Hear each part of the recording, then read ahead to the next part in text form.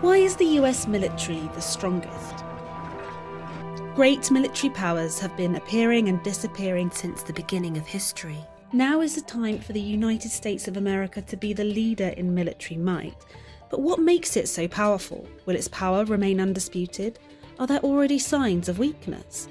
Would it really stand in a conflict with potential rivals like China or Russia? To find out, we should analyse why exactly the US military is considered the strongest. The numbers. The US has 1,400,000 active military personnel. This figure places it in third place in this category. China has the largest army with slightly above 2 million soldiers, while India comes in second place. This doesn't sound that impressive, but what makes the US military stand out is not necessarily the raw number of men. The US has unquestionable air supremacy. The US military is number one in air power, with 13,264 total military aircraft, a total that is greater than the other 5 greatest air forces combined. 2,085 are air-to-air fighters, 715 ground attack aircraft, 945 transportation aircraft, 5,768 helicopters, and 967 attack helicopters. The US is number one in each aircraft category except for air-to-ground forces, where it's slightly topped by Russia. The US has a powerful navy that is designed to work in conjunction with its air forces. It has 20 aircraft carriers, 11 are regular fixed-wing carriers, while 9 are capable of hosting only helicopters and short takeoff planes like the F-35B. This is almost half of the world's total number of aircraft carriers, while most of the others belong to allied countries. If we take into account only regular fixed-wing aircraft capacity, the total combined deck space of the US aircraft carriers is over twice that of all the other nations combined. To complement this, the US Navy has the greatest number of destroyers and ranks third in the number of submarines. The numbers of the US naval strength are a bit tricky. If we count the total number of naval assets, the US falls in fourth place, behind Russia and China, and even behind North Korea, that boasts a surprising first place. However, in case of a maritime conflict, it would still be hard to counter the power of the US Navy, supported by overwhelming air supremacy and allied forces. Land power. The US is slightly behind Russia regarding raw numbers. American ground forces number 6,289 tanks, 39,000 armoured vehicles, 1,465 self-propelled artillery, and 1,366 rocket projectors. However, Russia has a lot of outdated vehicles with questionable performance in case of a real conflict. Meanwhile, the US military has a broad technological edge. The US has 5,800 nuclear warheads that make it the world's second largest in nuclear war power. In this video, we're analysing the conventional military strength, but it can't be denied that a nuclear arsenal does bring a certain status. Even if things don't escalate to a full-blown nuclear war, it's intimidating to any country to be armoured with such nuclear power. The quality. The US Army consists entirely of trained professionals, and many have real combat experience. Since the beginning of this century, the US has been involved in military conflicts in Afghanistan, Iraq, Pakistan, Somalia, Libya, Uganda, and Yemen. While other countries still rely on conscripts to fill the numbers, the US can field an army of well-trained, experienced professionals. The equipment, the military assets, and the technology used in combat have excellent quality. This is the defining reason why US casualties are usually fewer than those of their adversaries. A strong ability to project power is another defining trait of the United States military. Size, technology, and experience are nothing if you can't reach the enemy. Power projection is the ability of a state to deploy and sustain forces outside its territory. Only a few states are capable to overcome the difficulties that involve power projection, and the US excels at it. This is made possible by several factors. The home base of the US is safe. The neighbouring countries are friendly. Potential enemies are far away. The large landmass makes it a country that is hard to invade. It also has coastlines along 2 oceans and strategic islands that hold military bases. The US forces can reach far, fast, and deploy great numbers of forces supported by the enforcement of air and sea superiority, combined with excellent transportation capabilities. Even if it doesn't engage in combat, the US can enforce naval and air blockades that can severely cripple an enemy's economy. The US has by far the largest network of military bases operating outside of its territory. Information regarding the exact number and location of such bases involves classified information, so we can only estimate the total extent of the overseas military presence.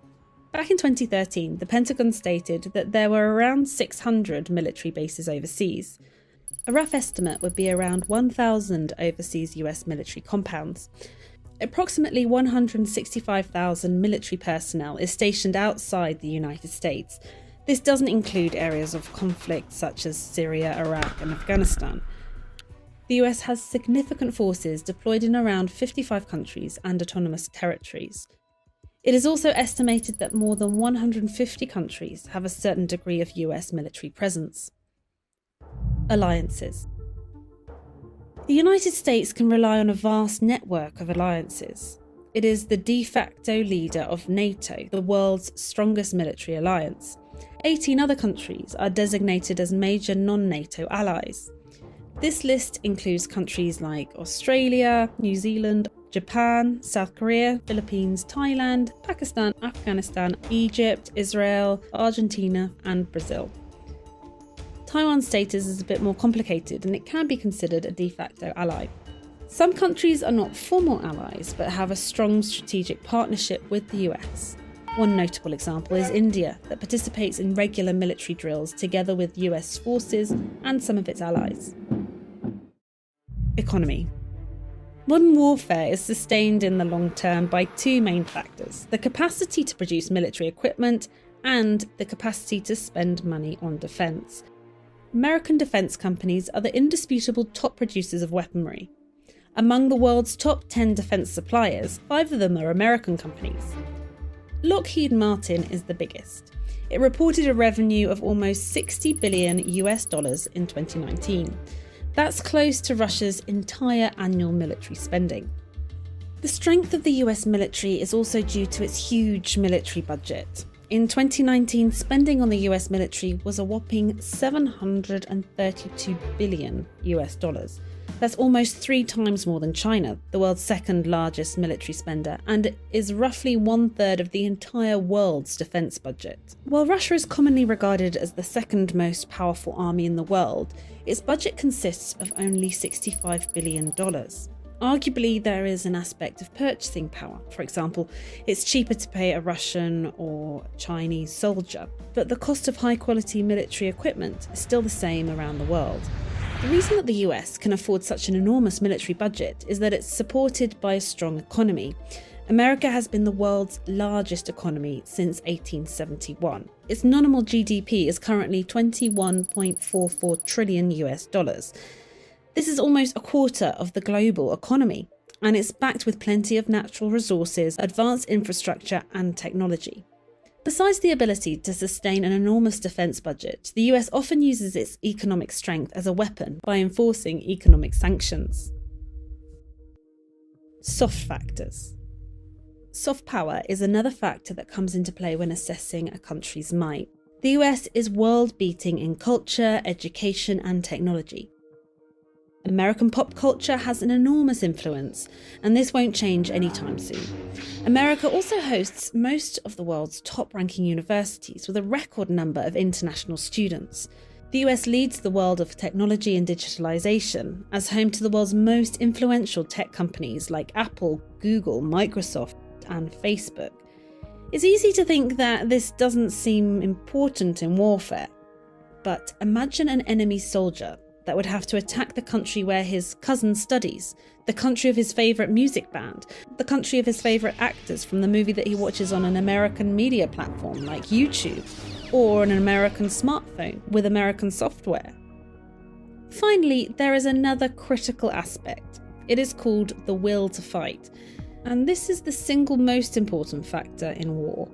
The will to fight is the disposition to engage in combat, the determination to keep fighting even when facing precarious odds, and finally to win. At an individual level, a soldier with a low will to fight will avoid engagement with the enemy and is likely to flee when things get tough. A battle is won when the enemy's will to fight is broken. Wars don't end when one military destroys the other. Wars end when one side grows weary of fighting, doesn't see any further purpose in the continuation of the conflict, and gives up. The national will to fight is what keeps a nation fighting.